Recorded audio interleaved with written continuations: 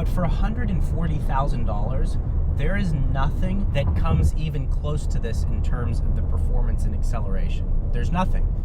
I opened the frunk and I can't get it to latch. So now the car is maxed out at 15 miles per hour.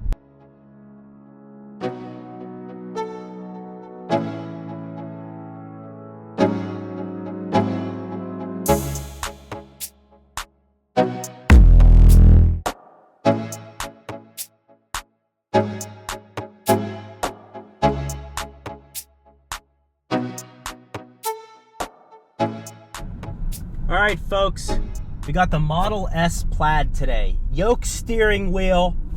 Yeah, dude. Heck yeah, dude. We're yoked up in here. I'm actually not feeling great, so if I seem a little off, I am. There's no shift stock in the car to put on turn signals. The cult has totally lost their mind. But this thing is sweet. I mean, I gotta say, like, yeah, they say, oh, it's a one-trick pony. Yeah, but that one trick is really fun. Everyone likes to accelerate quickly, and this thing does that really well. So we're gonna talk about the fit and finish. I've already done an acceleration test video. If you wanna see that, the link is down in the description to see the 0 to 60 time and all the different drive modes. It's pretty fascinating. It's actually not that fascinating. The fit and finish is a step above the Model 3 and the Model Y. It's not like way above. There's still some deficiencies, but overall it's excellent. I love the option of having carbon fiber trim on the interior of a Tesla. It's something about that really fits and it looks great. So I really like that. Additionally, it has this display right here, and with the Yoke steering wheel, you're able to see everything right in front of you on the Model 3 and the Model Y with the screen right here, and you're not having any tachometer or speedometer in front of you. It's nice to have this right here, but again, not that big of a deal. It's something you get used to. If you're looking in a Model 3 or a Model Y and you're worried about the speedometer being over here, it's not that big of a deal. You immediately get used to it. If I were to choose, I would still rather have a round steering wheel. It can be a sport steering wheel, it can be smaller. I don't mind it. I would just rather have a round one, and that's what we'll leave it at. This one does not have the tilting display. The new Model S and X have this display moved side to side with controls in the infotainment system.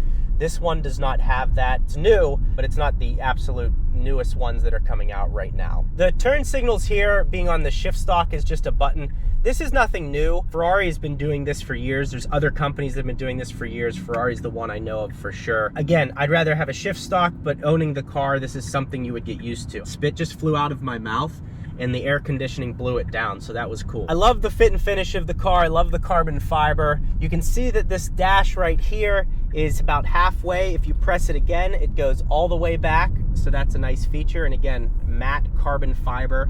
Love that. Alcantara, this is similar to what's in the Model 3, Model Y, Model X, but it also has Alcantara all along the roof and A-pillars on the interior of the car, and I think that looks amazing. It's really nice when Teslas have the black, the dark interior. I wish that that was an option that you could just click from the factory. But again, they're trying to get as many cars out as possible. And that's why that there's not that many colors, there's not that many options. They're trying to make it as streamlined as possible so they can continue to keep up with the deliveries. I mean, it's just crazy how fast this thing is. And it does handle well too. I don't remember what the Nürburgring time is with this thing. The car is advertised as going 200 miles per hour. A couple things there. One, I think it's actually limited to 166 as of now. And two, there's not enough aerodynamics on this car to keep it stable going at 200 miles an hour. I've even heard that when it's up at 155, 160, that it moves all over the place. So this isn't a car that you'd even right now want to take. It needs some active aero, some better downforce, so you could do that safely. As far as an executive cruiser goes, it's such a comfortable car, and it's silent, and the acceleration and the suspension. Now, the suspension is something that you guys are also going to want to hear about. The suspension on the Model S Plaid is an air suspension. So there are several settings that I will show you in a little bit to where you can adjust it to firm, you can adjust the ride height, all of these things. It's very nice. It's also very expensive to have an air suspension. And my complaint with the Model 3 and the Model Y is not that it needs an air suspension, it needs a better tuned suspension. If you put an air suspension in those cars, it adds a lot of complication that isn't necessary. if you drive in a Mercedes GLC, a BMW X3, an Audi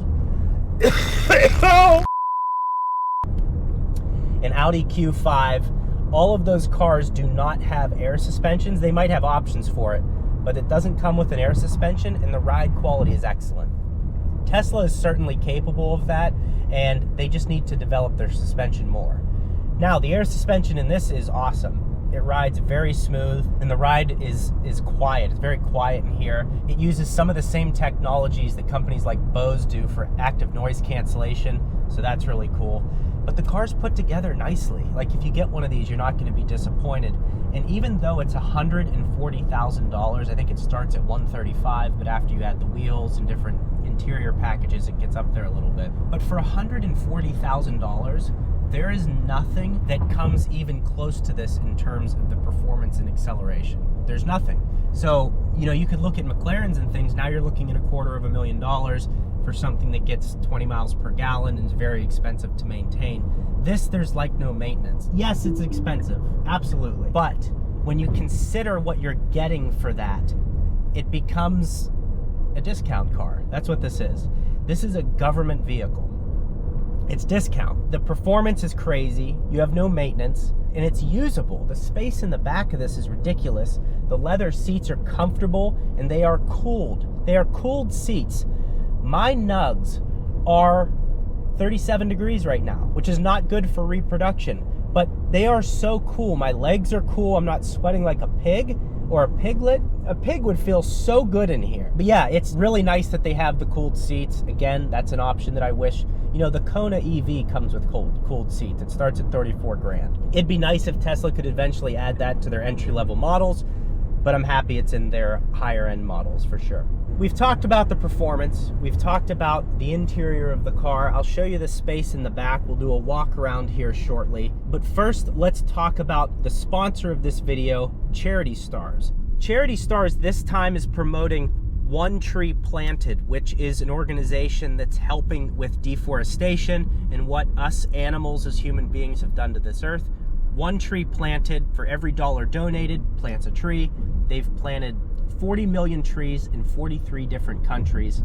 And your money this time not only gets you an entry to win a Model S Plaid, it also will go to planting trees on Earth to help with deforestation. And I think that's a really cool cause. So yes, 1,020 horsepower, $140,000, and you will get to configure your Model S Plaid as you like it, which is really cool. It's very hard to get these right now. The wait list right now is like 6 to 12 months. It's very hard to get these, and I just think it's amazing. You're gonna have the opportunity to win one of them. So the link is down in the description. With that link, it automatically gives you extra entries. So you're going to get 250 entries on top of what you decide to donate. So if you donate 35 bucks, that gets you like 500 entries, and it just builds up. And because you guys are viewers of this channel and supporters of Charity Stars, they've continued to give you guys good promotions to make your money go a little bit farther. So your money goes to a good cause. You're getting entered in to win a Model S Plaid. We're all winners here. I'd really love for one of you to win one of these giveaways, because that would be so cool. Just seeing, you know, a viewer and supporter of the channel actually win one of these things would be amazing. So you guys are gonna have to let me know if you win. But link is down in description. Charity Stars, thank you for sponsoring the video. I sincerely appreciate it. Helps me out with the channel to get these awesome cars. Good luck to all of you who enter in the giveaway. Now back to the video and the exterior of the car. Not good, folks. I opened the frunk and I can't get it to latch.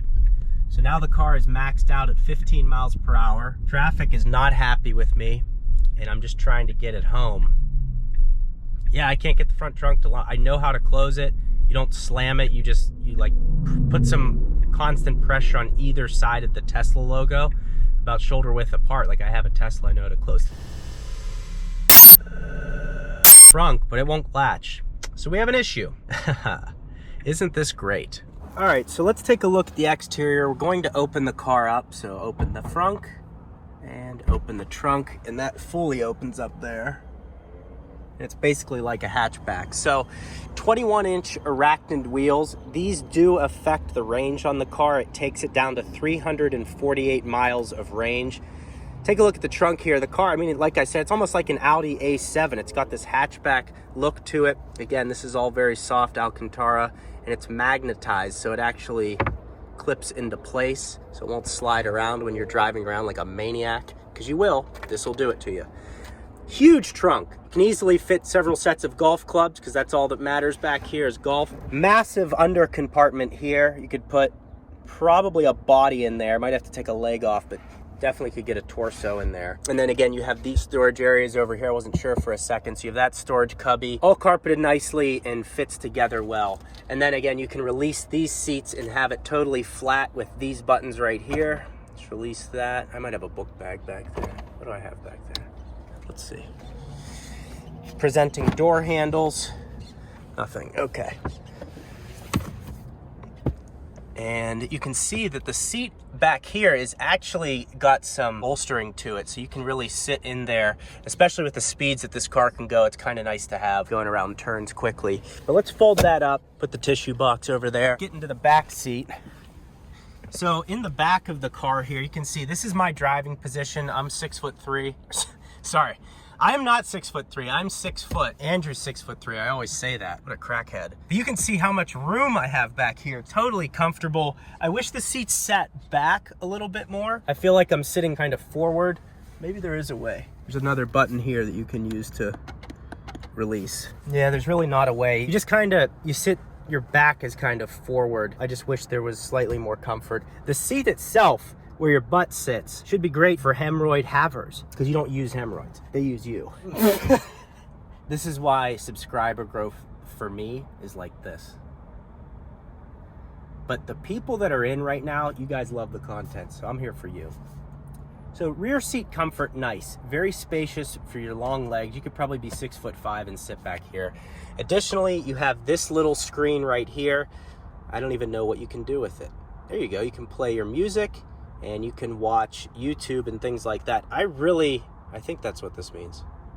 I really like this screen here. And I also like the details in the carbon fiber that extends into the back, even into this little slit here. That's very nice. Again, Alcantara along here, leather here, some type of mesh right here, carpeted all the way up the sides of the car. So yeah, are you paying a lot for this car? Yes, but it delivers on that, along with the quality of other cars in this price range. I think it's really well done. It's very safe. It's fast as hell. Panoramic sunroof, hatchback-like trunk. It's really hard to go wrong with a Tesla. They make so much sense. Yes, they are expensive, but the usability of them is far beyond other cars out there. There's more storage than anywhere, and the technology in full self-driving is incredible. To open the doors, you hit this button here and it unlocks. And the doors, they shut. Let's see how they shut. I don't know, the thud isn't quite what I think it should be. I feel like it could sit a little bit more flush, or just having that solid sound, which it doesn't really have. Here's the front of the car. In other cars, this is plastic, so in here it's got some thin carpeting to it. And then you have your tow hitch here in case you ever take it off the road and need to get pulled out. So to wrap this video up, we're gonna take a look at some of the screens here. So here's your controls screen. This is what you're mainly gonna be on when you're in your Tesla. Pedals, steering, your drive modes, all that type of stuff. Here's probably the most interesting screen to me, and that's with the suspension and exactly where it's sitting. You can see all of the advanced data that it gives you, so that's pretty cool. If you wanna change the different settings here on your suspension, you have to have your foot on the brake. So if you want to put the car up high or very high, and you can do all these different settings in here. And then you can also see it says auto raise set at this location. It's GPS based suspension. That means that when you come to a certain spot, like for example, when I pulled in my driveway earlier today, the car automatically was notified to lift up to clear the lip. Well, folks, the fun has come to an end. We have to turn the Tesla Model S Plaid in today, and I wanted to give you my closing thoughts